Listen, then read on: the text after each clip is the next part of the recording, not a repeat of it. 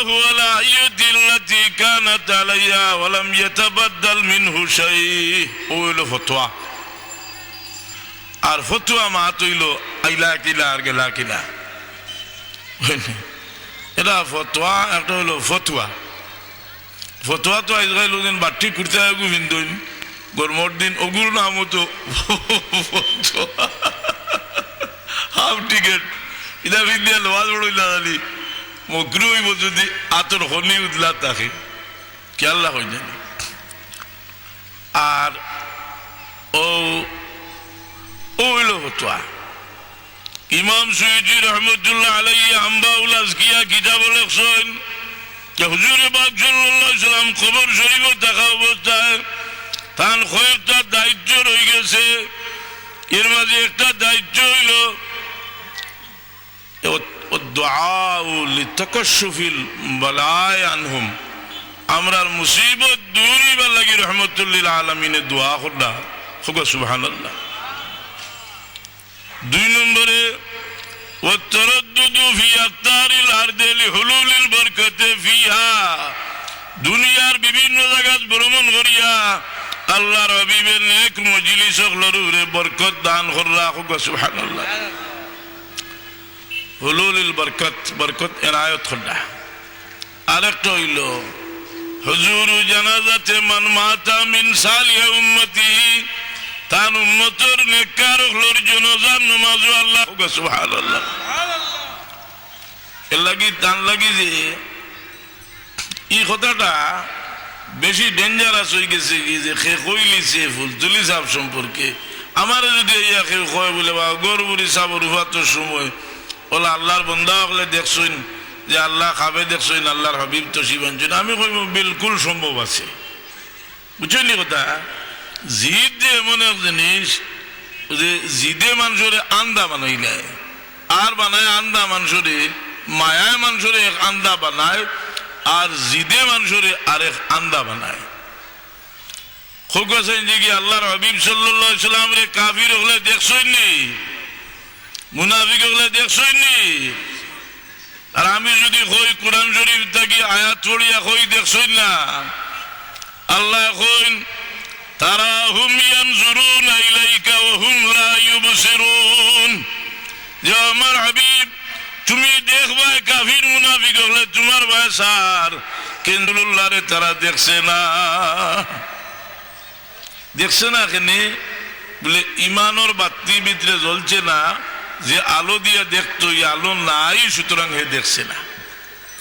ও আমরা মুসলমানের মাঝে কেউ দেখতরা কেউর সগুত লাগে আপনার যে সুরজ বা সাইয়া কইতরা গুভরর ছেলে লাগান কেউ কইতরা বুঝলি।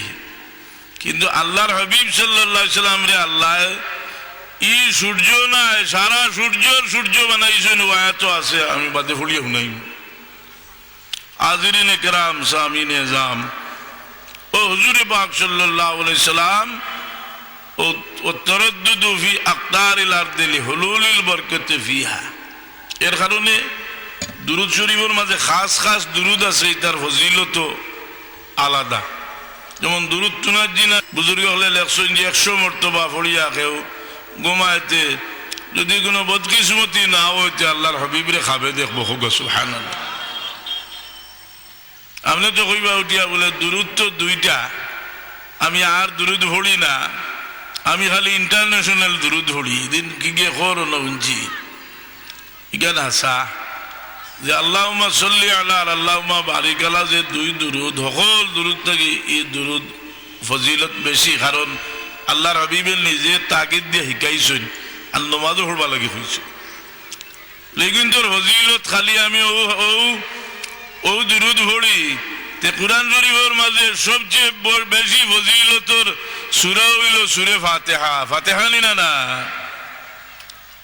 আলহামদুলিল্লাহ এগুলো না, আলহামদুলিল্লাহ সূরার এক নাম নাইনি উম্মুল কুরআন, আস্তা কুরআন শরীফের মা, সূরার নাম নাইনি। তুমি কইলে খালি আমি সূরা আর পড়ি না, তে নমাজ হইব নি? নমাজও যে কোরআন শরীফ পড়ুন, এর বাদে নমাজের মাঝেও তো বিভিন্ন ক্যাটাগরি আছে, ফরজ আছে, ওয়াজিব আছে, সুন্নত আছে, মুস্তাহাব আছে, আছে না নাই? সকল তা আদায় করা লাগে না নি? লাগে। কোন বুতে কয় দুরূদ শরীফ দুইটা আর নাই? আমি দেখাই দিব যে সারা দুনিয়ার হক্কানি উলামা হলোর ওজিফা হইল দুলাইলুল খয়রাত শরীফ। যে দুলাইলুল খয়রাত শরীফের ওজিফা আকাবিরিনে দেওবন্দর तमाम বুজুর্গ হলোর ওজিফা আছিল, মদনী সাহেবের ওজিফা আছিল, তান কিতাবও দেখছি, গঙ্গোই সাহেবের ওজিফা আছিল, কাসিম জানতুমি সাহেবের ওজিফা আছিল, শেখুল হিন্দ মাহমুদুল হাসান সাহেবের ওজিফা দুলাইলুল খয়রাত শরীফ। এই দুলাইলুল খয়রাত শরীফ ও দুরূদ শরীফ অন্তত 1000 দুরূদ দুইটি আর নাই বলে তুমি পাইবা কিলা? যে তুমি তো ও দগু শিকিছো আর শিকতে পারছো না, কিতা করবা? বহুত দুরূদ আছে আলাদা আলাদা ফজিলত দুরূদ শরীফের। এর কারণে জিকিরও বহুজাত আছে, জিকিরের ফজিলত আলাদা আলাদা ফজিলত হল আছে। কিতাব না জানিয়া মানুষে মাতি। আমার এদিন এজনে কইলা যে মসজিদ তো এখন এক ওয়াজ যে মিলাদুন নবী বার করছে আবুল হবে, জুড়ে হোক নাউজুবিল্লাহ, ইয়া আল্লাহ। মিলাদুন নবী কিতাবা এটা কোনো গাছর এক গুঠার নাম নেই। মিলাদুন নবীর মহফিল ওখান নাই নি যে আল্লাহর হাবিবর জন্ম বৃত্তান্ত আলোচনা করবার লাগি মহফিল, ওটা নাইনি।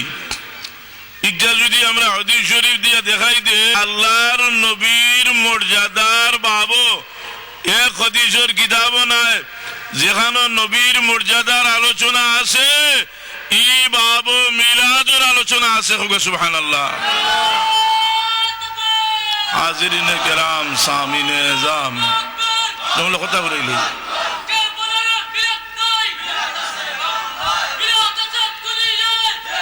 এখন কত হইল খান যে মিলাদুন নবী, নবীর মিলাদুর মহফিল, ওয়ালাদত শরীফের আলোচনার মহফিল তাই নিজে করছেন।